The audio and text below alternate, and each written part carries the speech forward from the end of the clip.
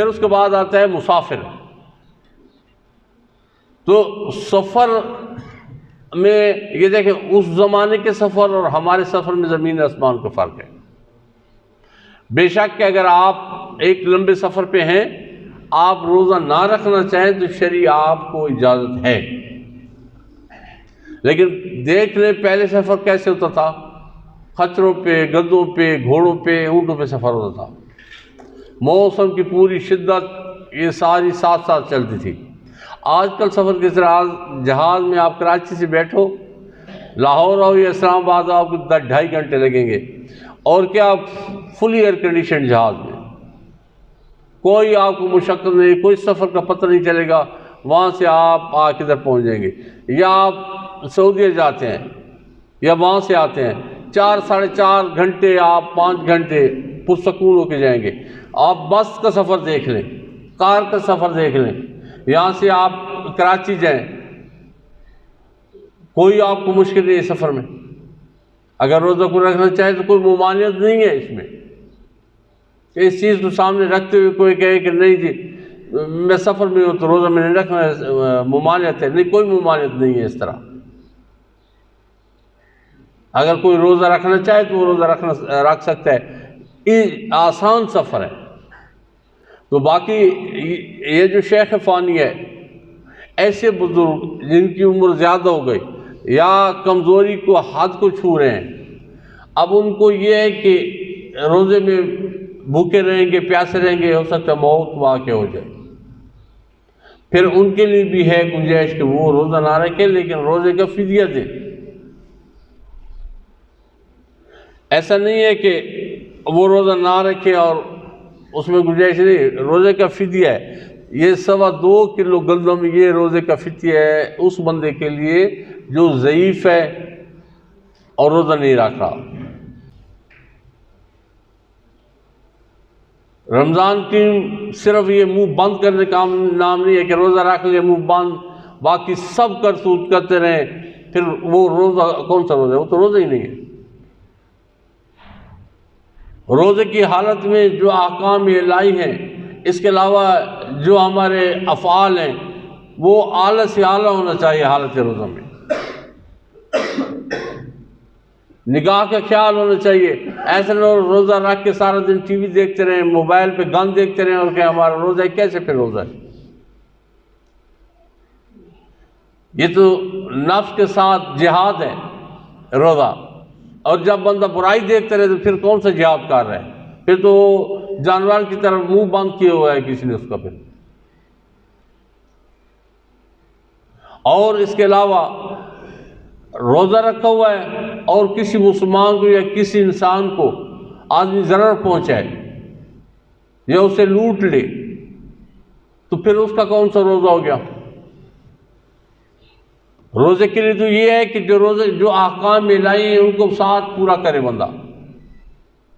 بعض لوگ ایسے ہوتے ہیں سحری پوری رات جاگتے ہیں، سحری کر کے سو جاتے ہیں اور پھر زور کے وقت اٹھ کے آ کے، بعض لوگ ایسے جو نماز ہی نہیں پڑھتے. روزہ بس ٹھیک ہے، روزہ تو ایک رکن کو پکڑ لیا باقی چھوڑ دیے. تو روزہ ہمیں یہ پورے سال کے لیے ایک ٹریننگ ہے، ایک ٹریننگ دیتا ہے. روزہ ہماری تربیت ہوتی ہے، اور ایک تو روحانی تربیت ہوتی ہے، اور دوسری بات یہ ہے کہ یہ جو لیٹسٹ سائنٹیفکلی ایک ریسرچ ہوئی ہے کینسر پہ، اور اس ریسرچ میں جس سائنسدان نے یہ ریسرچ کی ہے اس کو نوبل انعام بھی ملا ہے. تو جب اسے پوچھا گیا تو اس نے کہا کہ میں نے انسانی جسم پہ بہت زیادہ تحقیق کی، میں نے اس کے جو کینسر کے جراثیم تھے میں ان کو چیک کرتا رہا، جب ان کو بھوکا رکھا جاتا تھا تو وہ سکڑ جاتے تھے.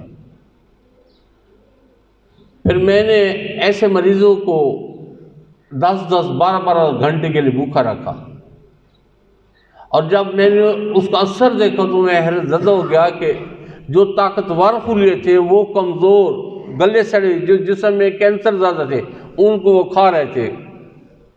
اور پھر ایک وقت آیا کہ وہ جتنے بھی کینسر زدہ جتنے جرم سے وہ ختم ہو گئے، اور جو طاقت والے تھے انہوں نے ان کو ہڑپ کر دیا اور کینسر کا مریض ٹھیک ہو گیا۔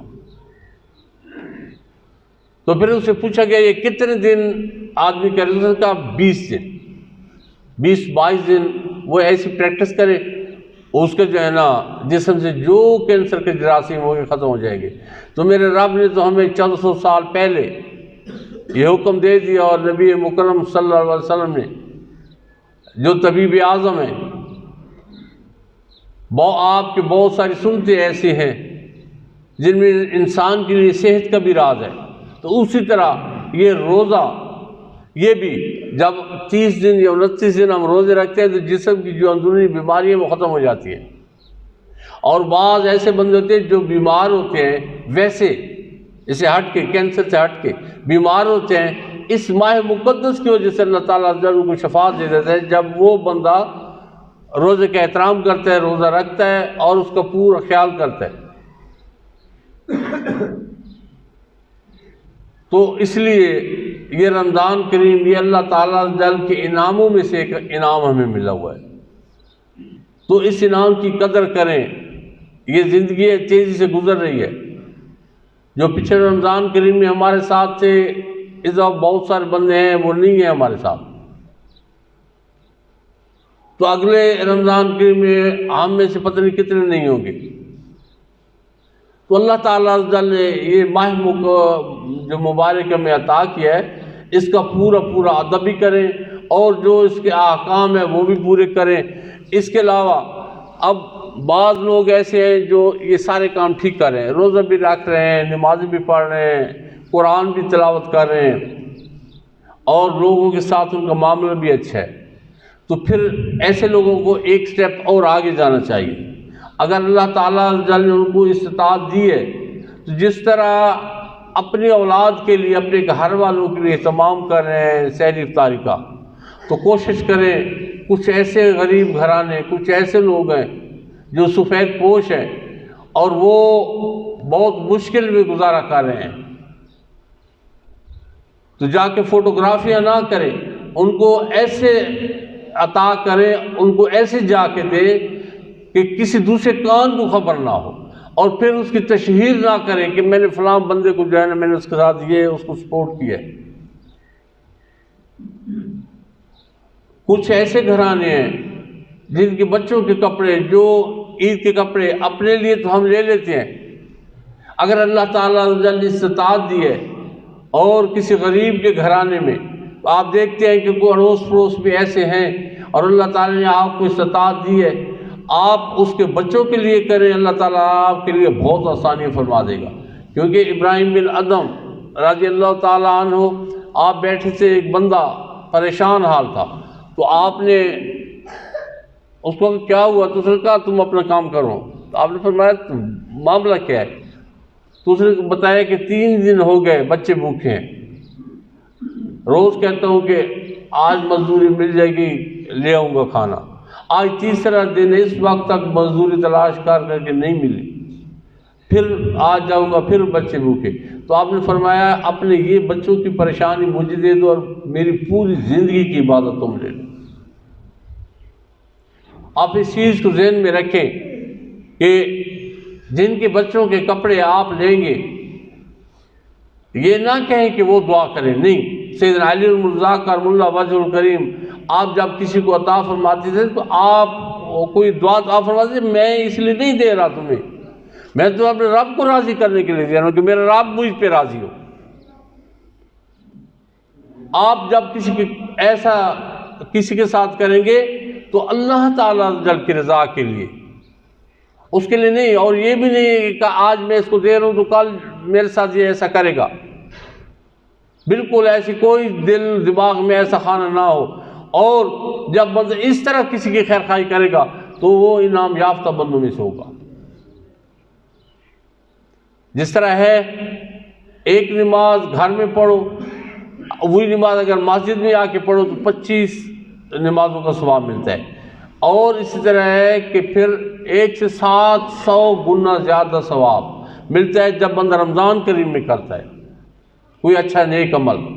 تو اس طرح جب آپ کسی کے ساتھ خیر خواہی کریں گے، بھلائی کریں گے اور اس کا اجر اپنے رب سے چاہیں گے، نہ اس کو یہ جتلائیں گے، نہ کسی کو اس کے بارے میں بتائیں گے، تو ضرور اللہ تعالیٰ عز و جل اس کا آپ کو بدلہ دے گا۔ اور وہ ذات ہے کہ اللہ تعالیٰ عز و جل جب اس کا بندہ اس کے بندوں کے ساتھ خیر خواہی کرتا ہے تو اللہ تعالیٰ عز و جل ایسے بندے کو ضرور انعام یافتہ بندوں میں رکھتا ہے۔ اللہ تعالیٰ عز و جل اس رمضان کریم کا پورا ادب کرنے کی بھی ہمیں توفیق عطا فرمائے، اور جتنے بھی باقی رمضان کریم کے دن ہیں اس میں پورا اپنا اور اپنے جو معاشرے میں اپنے قرب و جوار میں لوگ ہیں تمام کا خیال رکھنے کی توفیق عطا فرمائے، دین متین سمجھنے اور اس پہ عمل کی توفیق عطا فرمائے۔ وما علینا الا البلاغ المبین۔